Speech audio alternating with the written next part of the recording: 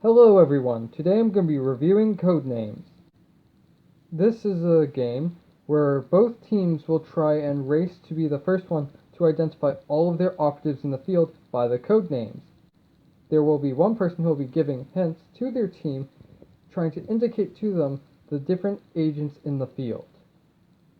Let's get started. So in Codenames, you're going to divide into two teams, the red team and the blue team. Each team is going to be made up of a spy master and people who are going to be guessing. So the spy master has perfect information.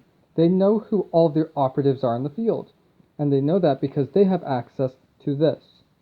This will indicate which operatives are yours, which are the opponents, which are bystanders, and which one is the assassin. It also indicates who starts. So because it has the blue around the border, it means that blue starts. This will show you the location, so the top left-hand corner of this card will be the top left-hand corner of the board, which would be the word cold in this instance. If you're on the guessing side, you'll just see the words. You'll not have access to this. Now, as the spy master, my job is to give a hint and a number indicating how many of the clues are relating to that hint. So for instance, what I could do with my turn is I could say animal 3. So the hint has to be one word. The number is my way of saying that there are 3 things on this board that relate to animals. Now, my team gets to make 3 guesses. If at any point they do not guess one of our operatives, so either one of our opponents or the neutral, it will end our turn immediately. So for instance, this was an easy one. They would say worm. I would then indicate that yes, it is worm. Penguin, I'd indicate yes, it's penguin. And bear, I'd indicate yes, it is bear. Now that they've guessed all of them, they're able to, if they wish, take one additional guess. They can guess randomly.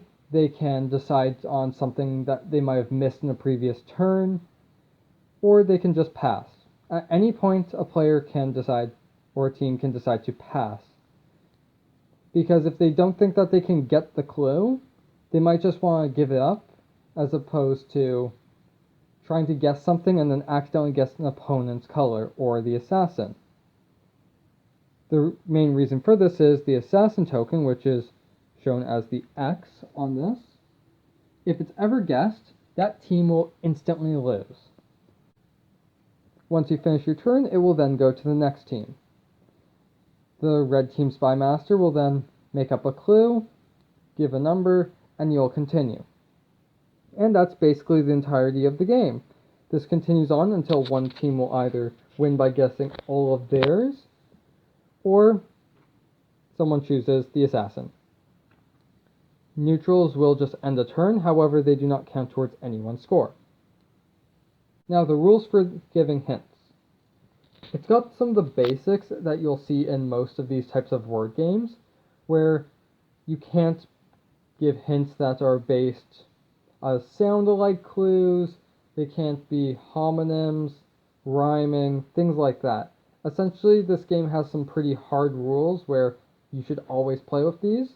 Then they have some gray area which you can choose whether or not to use, like proper nouns.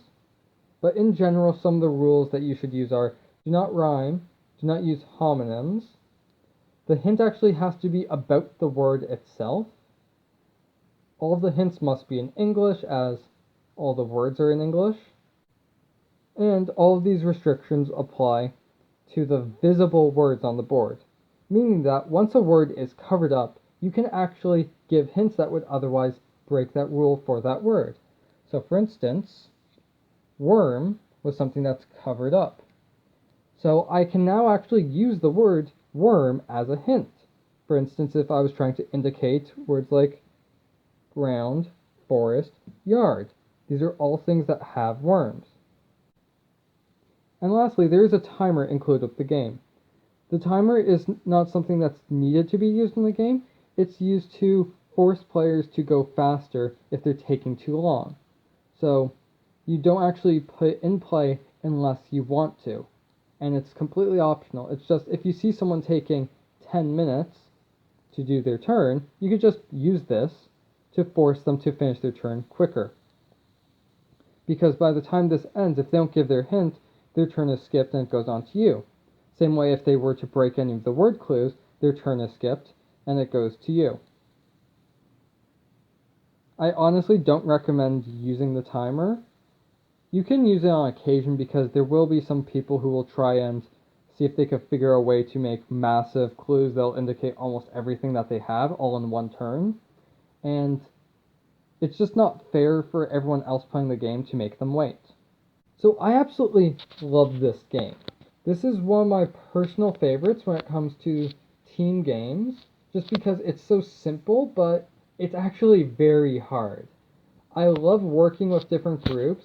I love how when you're a spy master, you and the other spy master are kind of in it together because you're both in that situation where you see how there's just this one word that's screwing over your hint and you can't give it. And there's someone else who's trying to do the exact same thing, but one of your words is screwing over their hint. So you kind of have this camaraderie even though you're on opposing teams.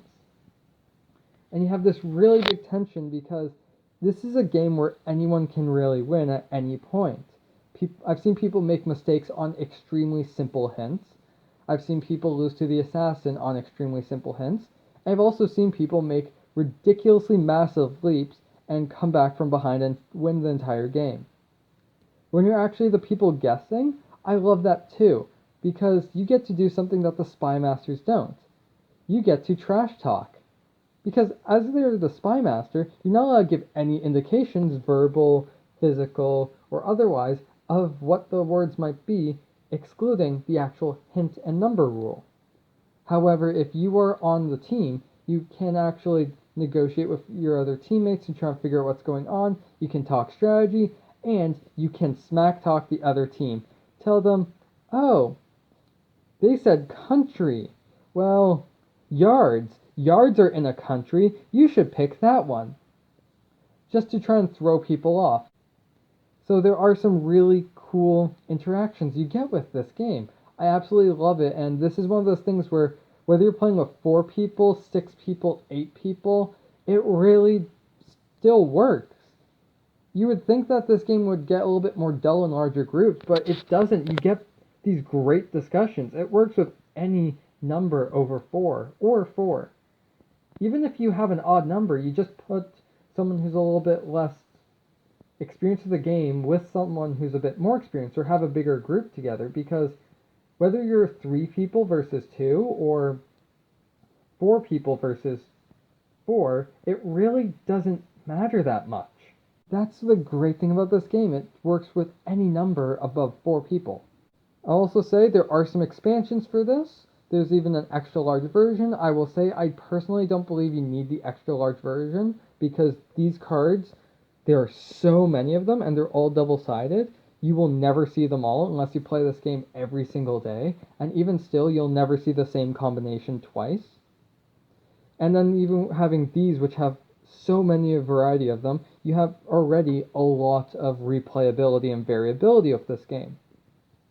There are expansions that are more themed, like Disney or Marvel.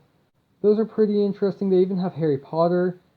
My personal favorite is they have a pictures expansion, and all these expansions are standalones, but the great thing is you can mix and mash them, and when you mix in the images with this expansion by having the pictures and the base game together, you get a fantastic combination. So that is one that I would encourage you getting as well. So even if you have this copy, I would also encourage you getting that one. So this is all I can really say about this game. I've given it pretty high praise for good reason. So thank you for watching. This is definitely an essential for me.